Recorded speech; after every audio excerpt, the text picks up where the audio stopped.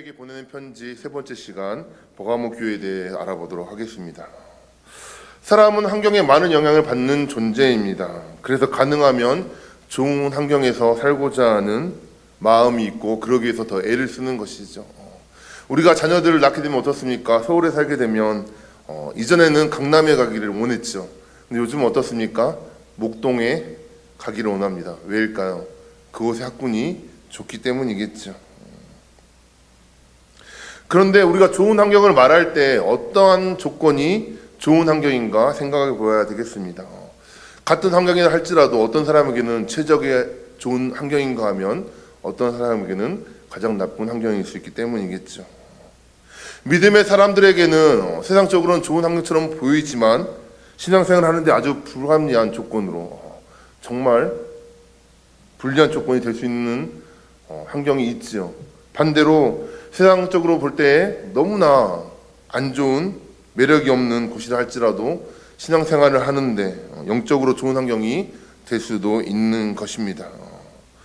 오늘 우리가 살펴보게 될 버가모라고 하는 이 지역에 살고 있는 버가모 교회 교인들은 그러면 어떠한 환경이었을까요?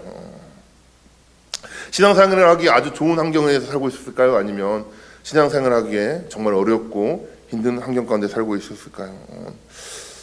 오죽했으면 오늘 편지를 통해서 예수님께서 말씀하시는데 뭐라고 말씀하신가 하면 내가 어디 사는지 아노니 내가 아노니 거기는 사탄의 권자가 있는 데라라고 말씀하고 있습니다. 사탄의 보좌, 사탄의 본거지가 있는 곳에 너희들이 살고 있다고 하는 것이죠.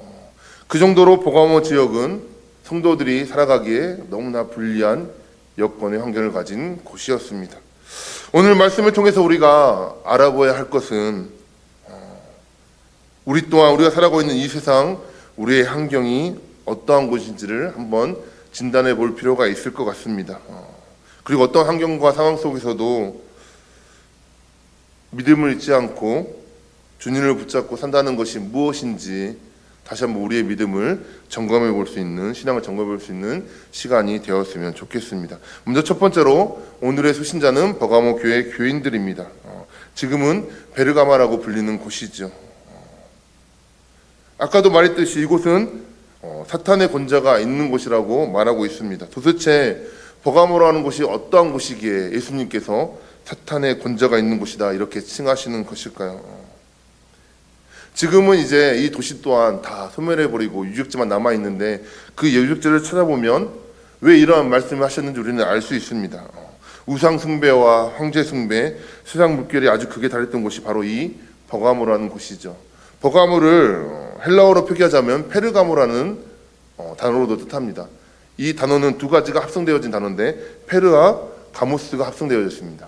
페르는 이중이라는 뜻이 있고 가모스는 결혼이라는 뜻이 있습니다. 그럼 여러분 이거 합치면 어떻게 될까요? 페르가모 버가모는 이중결혼 이라는 뜻이 있는 것이죠. 세상과 혼합되어 있는 도시라는 뜻입니다. 도시 이름 자체가 음란하고 세상과 혼합되어 있는 도시라는 것을 말할 정도라는 것이죠. 버가모에 가면 크게 둘러볼 유적지가 세 군데 있습니다. 여기는 유적지가 참으로 많습니다.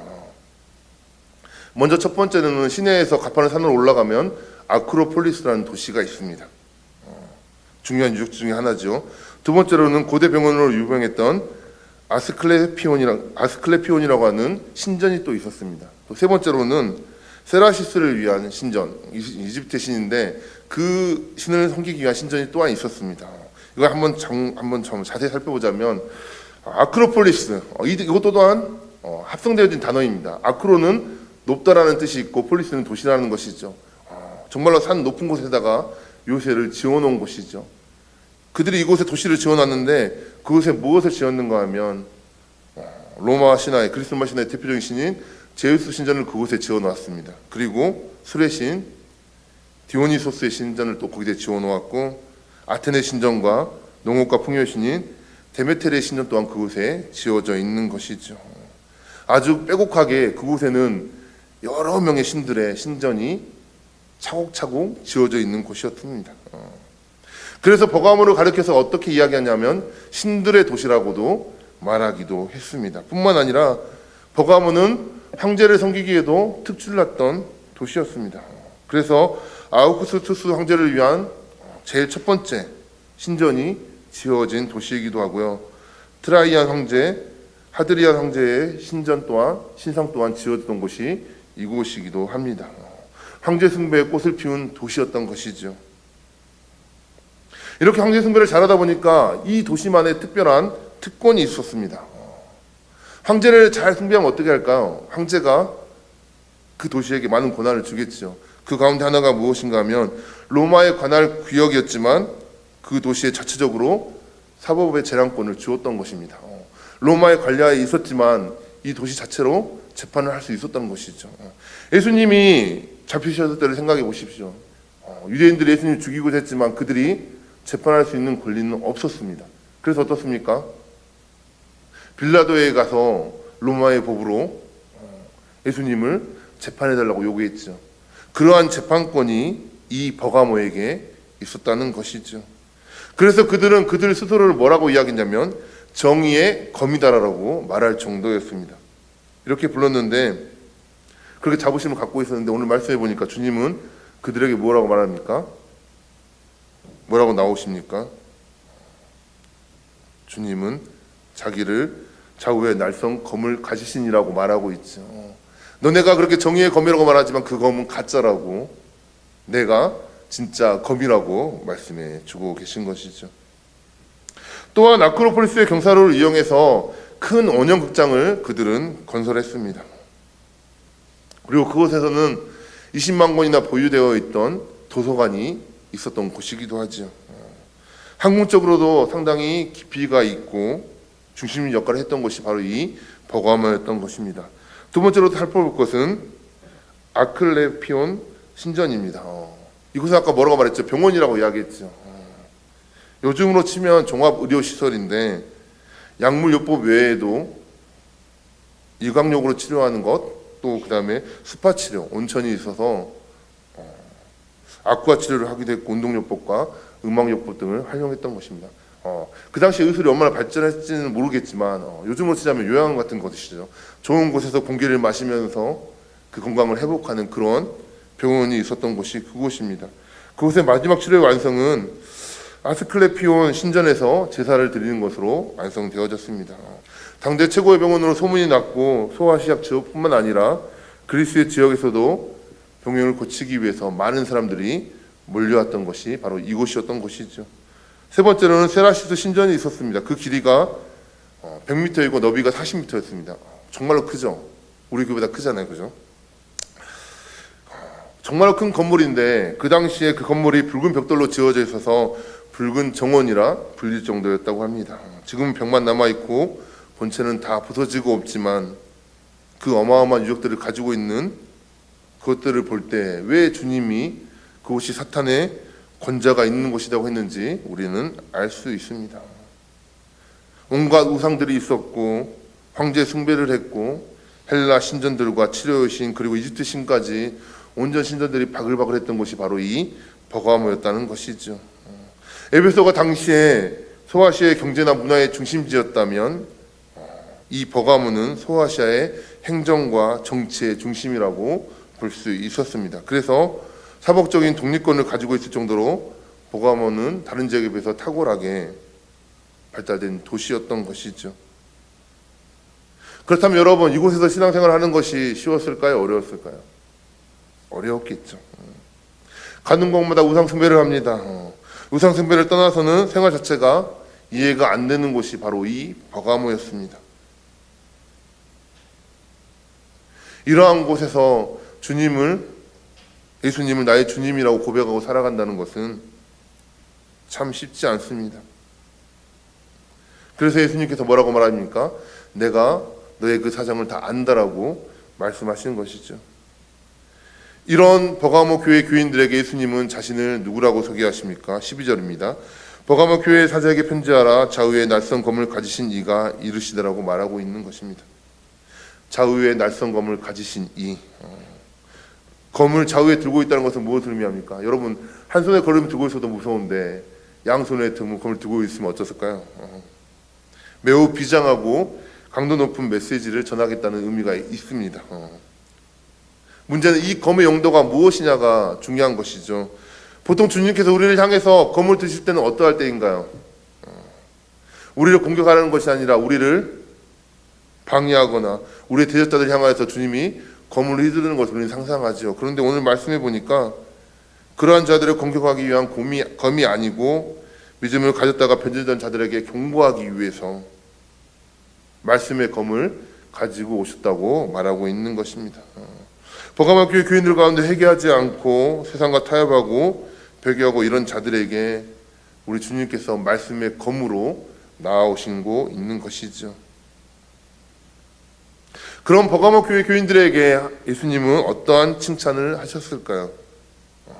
버가모 교회는 칭찬과 책망을 둘 다 받은 교회이죠. 먼저 칭찬을 살펴보자면 13절입니다. 내가 어디에 사는지를 내가 아노니 거기는 사탄의 권자가 있는 데라. 내가 내 이름을 굳게 잡아서 내 충성된 증인 안디바가 너희 가운데 곧 사탄이 사는 곳에서 죽임을 당할 때에도 나를 믿는 믿음을 저버리지 아니하였도다 말씀하십니다. 주님은 버가모 교회 교인들이 어디에 산지 안다고 말씀하셨죠. 그 당시 사람들에게 버가모에 살아야 하면 어떤 반응이었을까요? 정말 세상 사람들은 정말 좋은 곳에 사시는군요. 그랬겠죠. 그렇지만 믿음의 사람들에게 이 말을 한다면 어떻게 그런 데서 신앙생활을 하냐고, 너무나 힘들겠다고 주님께서 다 하신다고 말씀해 주신다는 것입니다. 사탄의 권자가 있는 곳, 우상 숭배와 황제 숭배, 그리고 지적 교만이 너무나 가득한 그곳에서 그들이 살아가고 있는 것을 예수님은 다 알고 계신다고 먼저 말씀해 주신다는 것이죠. 황제 숭배가 무엇입니까? 황제를 주라고 고백하는 것입니다. 여러 신을 믿는 사람들, 다신교를 믿는 사람들은 그냥 황제 주라고 인정해 주는 건 신들 중에 하나라고 생각하는 거 그냥 어렵지 않습니다. 그런데 예수님을 믿는, 하나님을 유일한 신으로 믿는 기독교인들은 어떨까요? 황제를 신이다 이렇게 고백할 수 있을까요? 고백할 수 없는 것이죠. 결국은 황제 숭배에 동조하지 못하게 되고 미운 털이 박히게 됩니다. 그리고 오늘 말씀해 보니까 그래서 시몬 케이스로 버가모 교회 감독이었던 안디바가 죽임을 당했다고 말하고 있는 것이죠. 이러한 사건을 볼 때 버가모 교회 교인들은 어떠한 마음을 갖게 될까요? 황제 숭배자들이 안디바가 죽은 것처럼 너희도 황제 숭배를 하지 않으면 너희도 죽을 수도 있다 하고 겁을 주었겠죠. 그렇게 되면 보통 사람들은 두 가지 반응이 나옵니다. 무서워서 타협하고 배교하는 것을 택하던가, 아니면 안디바가 그러했던 것처럼 나 또한 믿음을 지키고 순교하겠다, 이렇게 무장하는 경우가 있겠죠. 그런데 오늘 버가모 교회를 향해서 예수님이 칭찬하는 것은 무엇인가 하면 배교하지 아니하고 그들의 믿음을 버리지 않았다고 칭찬하신 것입니다.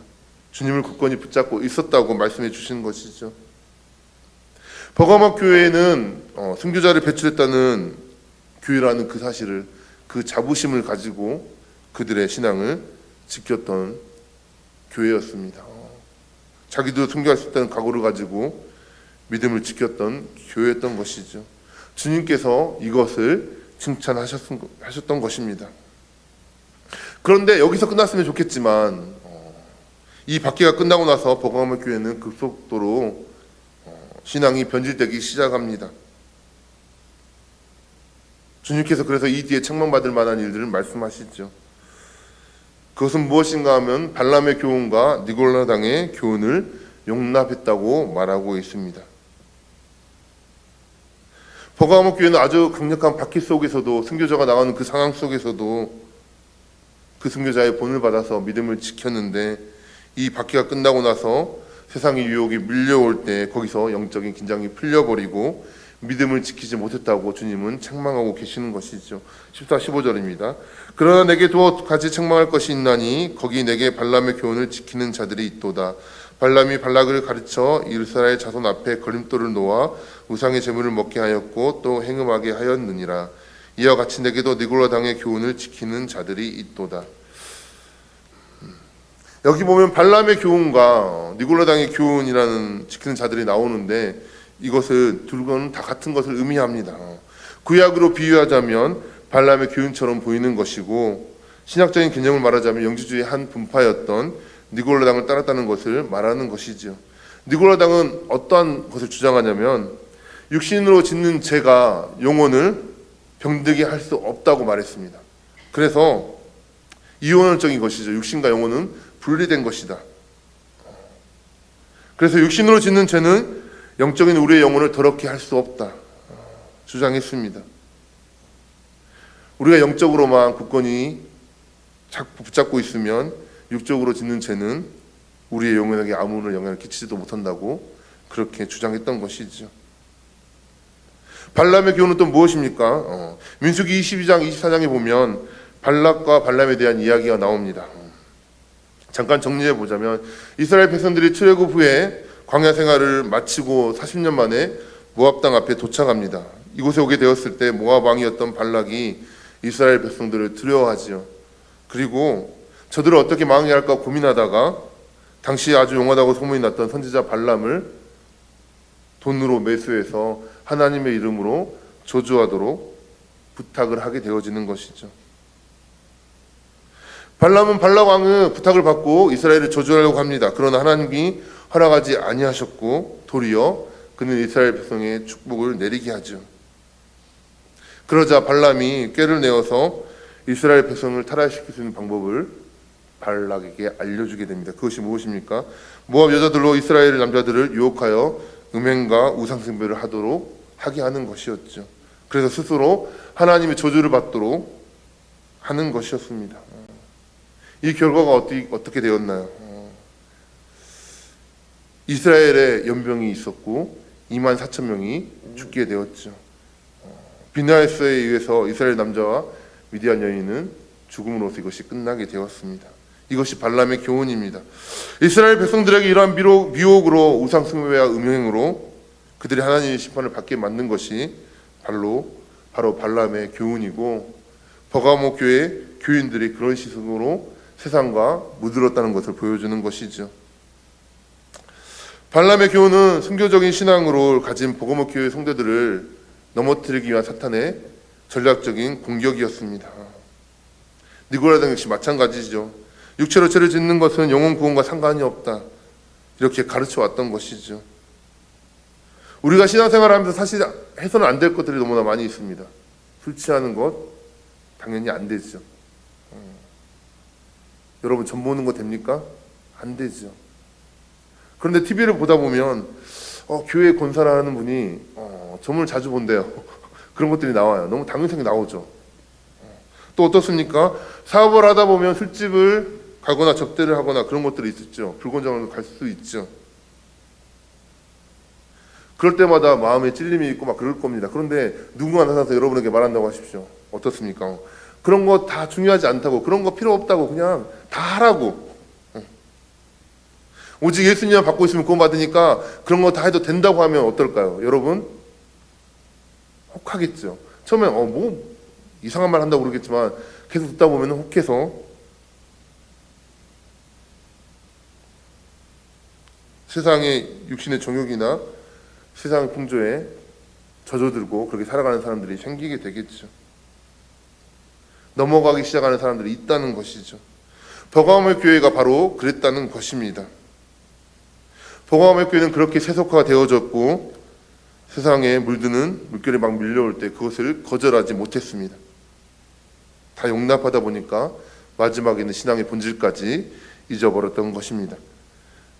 그래서 주님은 16절에 이렇게 이야기합니다. 그러므로 회개하라. 그러하지 아니하면 내가 내게 속히 가서 내 입의 검으로 그들과 싸우리라. 이렇게 말씀하십니다. 얼마나 두려운 말씀입니까? 주님이 우리 편에 서서 싸워주셔도 우리가 믿음으로 살아가기 쉽지 않은 세상인데, 주님께서 우리 편이 아니라 우리를 향하여서 우리를 책망하고 계신다면 우리가 할 수 있는 일이 무엇이 있을까요? 하나님이 도와주시고 힘을 주시고 길을 열어주셔도 우리가 그것을 극복하기가 쉽지 않는데, 하나님이 막으시고 하나님이 앞에 칼을 들고 서 계시면 우리에게 되는 일이 무엇이 있겠습니까? 오늘 회개하라고 말하는 거 간단한 명령 같지만 그렇지 않습니다. 우리에게 신앙이 느슨해지고 풀어지고 세상 풍조에 물들고 살아가는 이 모든 것들 빨리 돌이키라고. 그렇지 않으면 내 입에 검을 가지고 와서 너희를 치겠다고 말씀하고 계신 것이죠. 주님의 검은 물리적인 검이 아닙니다. 주님의 입의 검은 즉 말씀이죠. 여러분, 우리가 자유를 짓고 잘못을 저질렀으면 우리 잘못에 대한 책임으로 어떤 형벌을 받게 되겠죠. 여러분, 형벌을 받는 게 두려울까요? 아니면 주님 앞에서 낱낱이 내가 한 일을 다 하나하나 지적받으면서 그것이 드러나는 것이 더 두려울까요?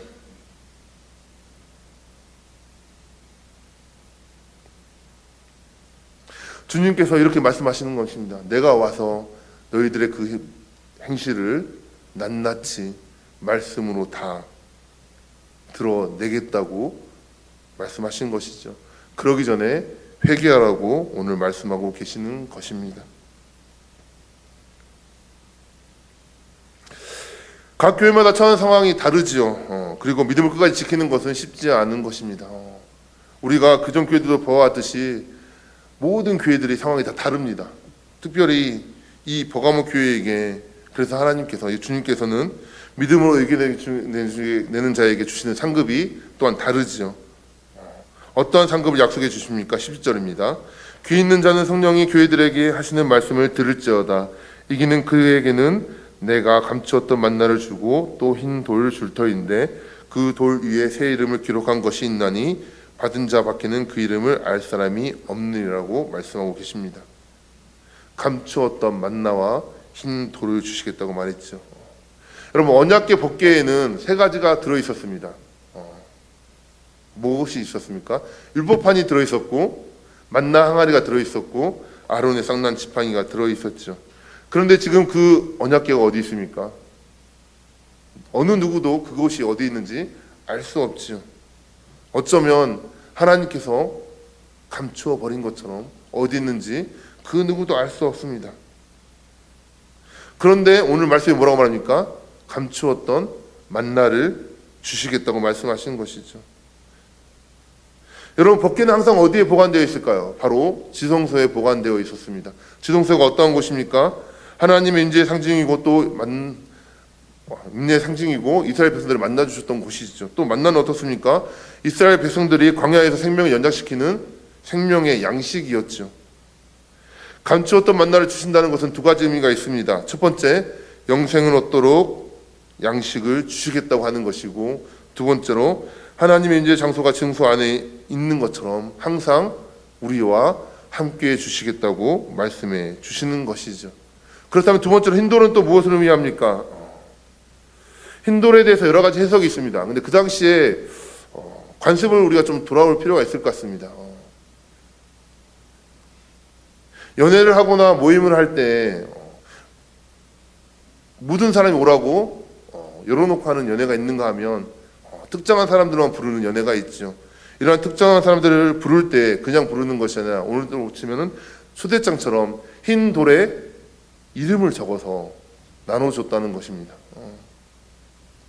때로는 초대한 사람의 이름을 쓰기도 하고 초대받은 사람의 이름을 쓰기도 하고 때로는 주인과 그 집사람들을 알만한 표시를 해서 초대받은 사람들에게 나눠줬다는 것이죠. 그래서 연애를 할 때 이것을 가져와야지만 연애에 들어갈 수 있었다는 것입니다.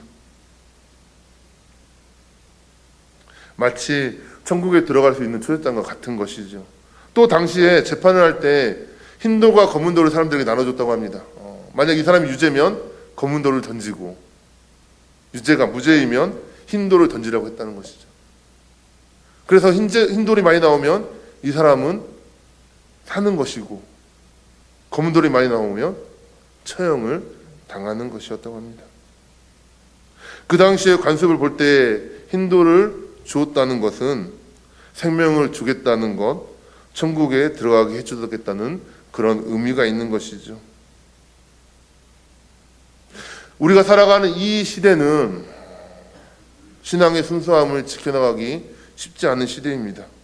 세속학의 물결이 엄청나고 우리를 압력으로 밀고 들어오는 그런 시대에 우리는 살고 있지요. 뿐만 아니라 이 시대는 그 어느 때 봐도 반기독교적인 세력들이 판을 치는 시대이죠.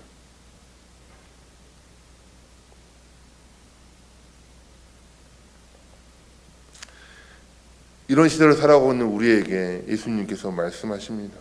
믿음을 당당히 지키라고. 만약에 그런 것에 물들어 있다면 회개하고 나오라고 말씀해 주시는 것이죠.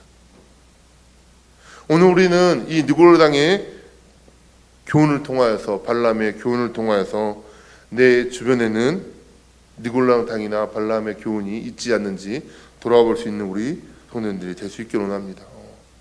세속화로 인해서, 세상으로 인해서 혼합되어져 있지는 않는지, 물들어가고는 있지는 않는지 우리 자신을 돌아볼 수 있는, 적당히 타협하고 살아가고 있는 내 자신은 아닌지 돌아볼 수 있는 우리 모든 성도들이 될 수 있기를 원합니다.